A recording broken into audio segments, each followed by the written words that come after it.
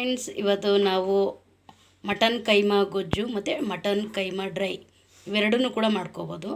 So ನಾನು mutton keema ಮಾಡಲಿಕ್ಕೆ ಅರ್ಧ ಕೆ ಜಿಯಷ್ಟು ಮಟನ್ ಕಟ್ ಮಾಡ್ಕೊಂಡಿರೋ ತೊಗೊಂಡಿದ್ದೇನೆ. ಸಣ್ಣಗೆ ಕಟ್ ಮಾಡ್ಕೊಂಡಿದ್ದೇನೆ, ತೊಳೆದು ಕೂಡ ಇಟ್ಕೊಂಡಿದ್ದೇನೆ.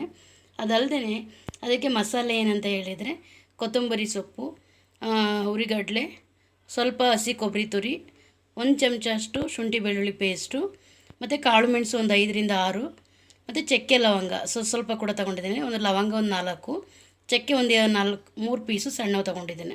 ಸೊ ಇವೆಲ್ಲವೂ ಕೂಡ ಈಗ ರುಬ್ಕೊಬಿಡೋಣ. ಇವಾಗ ಏನು ಮಸಾಲೆ ಎಲ್ಲ ಹಾಕ್ಕೊಂಡಿದ್ರಲ್ಲ ಅದ್ರ ಜೊತೆಗೆ 1 ಚಮಚ ಅಷ್ಟು ಅಚ್ಚ ಖಾರದ ಪುಡಿ ಕೂಡ ಹಾಕ್ಕೊಳ್ತಿದ್ದೀನಿ. 1 ಚಿಟಿಕೆ ಅರಿಶಿನ ಪುಡಿ ಕೂಡ ಹಾಕ್ಕೊಳ್ತೀನಿ. ಏನು ಇವಾಗ ಮಸಾಲೆ ಎಲ್ಲ ರುಬ್ಕೊಂಡಿದ್ದೀವಲ್ಲ, ಇದಕ್ಕೆ ನಾನು ಇನ್ನೂ ಯಾವುದೇ ರೀತಿ ನೀರು ಕೂಡ ಹಾಕೋದಿಲ್ಲ. ಯಾಕೆಂದರೆ ಇದು ನೀರು ಹಾಕಿದ್ರೆ ಕೈಮಾ ಕೂಡ ಚೆನ್ನಾಗಿ ಬರೋದಿಲ್ಲ.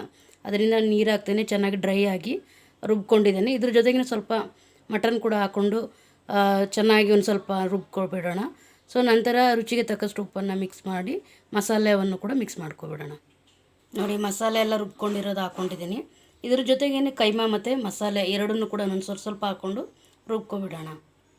ಇವಾಗ ನೋಡ್ತಾ ಇರ್ಬೋದು, ಮಟನ್ನೆಲ್ಲ ಮತ್ತು ಮಸಾಲೆ ಎರಡೂ ಕೂಡ ರುಬ್ಕೊಂಡಿದ್ದೇನೆ. ಸೊ ಚೆನ್ನಾಗಿ ಇದು ಮಸಾಲೆ ಎಲ್ಲ ಚೆನ್ನಾಗಿ ಹಿಡಿದಿದೆ.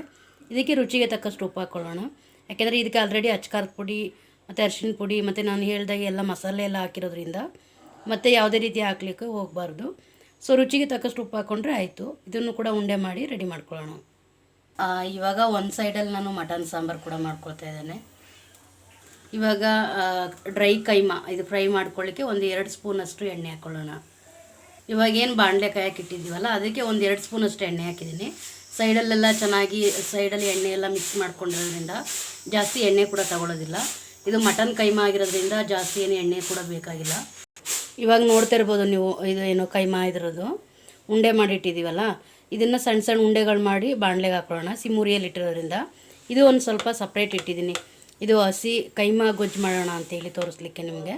ಸೊ ಇದನ್ನು ಡ್ರೈ ಕೈಮಾ ಇದನ್ನೆರಡು ಕೂಡ ಎರಡರದ್ದು ವೀಡಿಯೋನು ಕೂಡ ನಿಮಗೆ ಮಾಡಿ ತೋರಿಸ್ತೀನಿ. ನೋಡಿ, ಇವಾಗ ಡ್ರೈ ಕೈಮಾಗೆ ಉಂಡೆಗಳು ಕೂಡ ಮಾಡ್ಕೊಂಡಿದ್ದೇನೆ. ಸೊ ಇವಾಗ ಬಾಣಲೆ ಕಾಯಕ್ಕೆ ಇಟ್ಟಿದ್ದೀನಲ್ಲ, ಇವಾಗ ಹಾಕೊಳ್ಳೋಣ.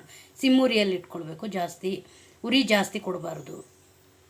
ಇವಾಗ ಉಂಡೆಗಳು ಕೂಡ ಹಾಕಿದ್ದೇನೆ. ಸಿಮ್ಮುರಿಯಲ್ಲಿ ಇಟ್ಟೋದ್ರಿಂದ ಚೆನ್ನಾಗಿ ಫ್ರೈ ಆಗ್ತಾಯಿದೆ. ಇದು ಹಾಗೆ ಮುಚ್ಚಿಬಿಡೋಣ. ಒಂದು 5ರಿಂದ 10 ನಿಮಿಷ ಚೆನ್ನಾಗಿ ಅದು ಫ್ರೈ ಆಗ್ತಾ ಬರಲಿ. ಇವಾಗ ಮುಚ್ಚಿದ್ದೇನೆ ಇದನ್ನು ಕೂಡ. ಈಗ ಚೆನ್ನಾಗಿ ಒಂದು 5ರಿಂದ 10 ನಿಮಿಷ ಚೆನ್ನಾಗಿ ಫ್ರೈ ಆಗಲಿ. ನೋಡಿ, ಮಟನ್ ಡ್ರೈ ಕೈಮಾ ಇದ್ರದ್ದು ಅದೇನೇ ರಸ ಬಿಡ್ತಾ ಇದೆ. ಇವಾಗ ಡ್ರೈ ಕೈಮಾ ಕೂಡ ರೆಡಿ ಆಗ್ತಾ ಇದೆ. ಡ್ರೈ ಕೈಮಾ ಉಂಡೆ ರೆಡಿಯಾಗಿದೆ. ಸೊ ಇದೇ ಗ್ರೇವಿಗೆ ಸಾಂಬಾರು ಜೊತೆ ಕೂಡ ಹಾಕೋಬೋದು ಡ್ರೈ ಕೈಮಾವನ್ನು.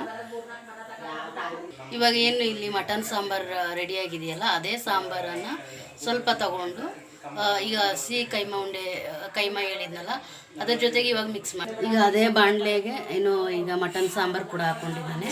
ಸೊ ಇವಾಗ ನಿಮಗೆ ಹಸಿ ಕೈಮಾ ಉಂಡೆ ಇದನ್ನು ಉಂಡೆ ಮಾಡಿ ಅದೇ ಸಾಂಬಾರು ಬಿಡ್ತೇನೆ. ಸೊ ಇದು ಕೂಡ ಈಸಿಯಾಗಿ ತುಂಬ ರುಚಿಯಾಗಿರುತ್ತೆ. ನೋಡಿ, ಉಂಡೆಗಳು ಕೂಡ ಮಾಡ್ಕೊಂಡಿದ್ದೇನೆ. ಇವಾಗ ಸಾಂಬಾರೇನು ಇಲ್ಲಿ ಕುದೀತಾ ಇದೆಯಲ್ಲ ಬಾಣಲೆಯಲ್ಲಿ, ಅದಕ್ಕೆ ಉಂಡೆಗಳು ಹಾಕೊಳ್ಳೋಣ.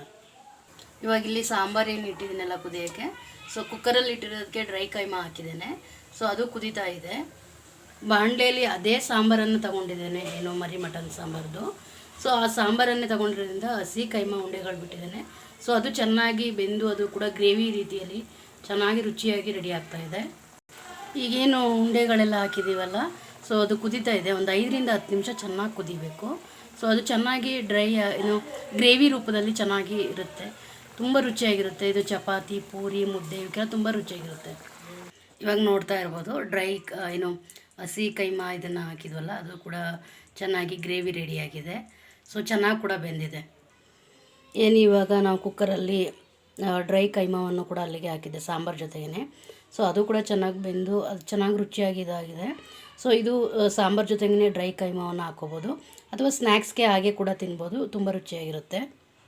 ಇದು ಹಸಿ ಕೈಮಾ ಉಂಡೆ, ಅಂದರೆ ಇದು ಗ್ರೇವಿ ಮಾಡ್ಕೊಂಡಿದ್ದೀನಿ. ನಿಮಗೆ ಆಲ್ರೆಡಿ ಬಾಣಲೆಗೆ ಹಾಕಿ ತೋರಿಸಿದ್ದೆ. ಇದು ಉಂಡೆಗಳೆಲ್ಲ ಮಾಡಿ ಚೆನ್ನಾಗಿ 5ರಿಂದ 10 ನಿಮಿಷ ಚೆನ್ನಾಗಿ ಬೆಂದಿರೋದ್ರಿಂದ ಇದು ಕೂಡ ಗ್ರೇವಿ ರೆಡಿಯಾಗಿದೆ.